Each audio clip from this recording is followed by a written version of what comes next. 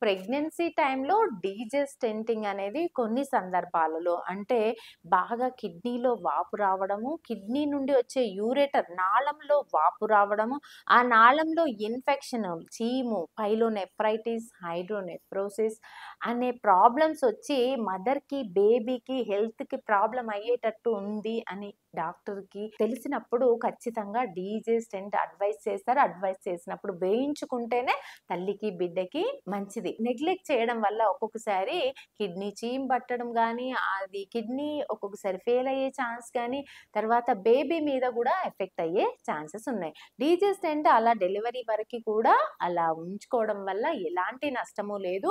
ఆ యూరిన్ అనేది ఫ్రీగా డ్రైన్ అయిపోతూ ఉంటది కిడ్నీల నుండి కిందకి.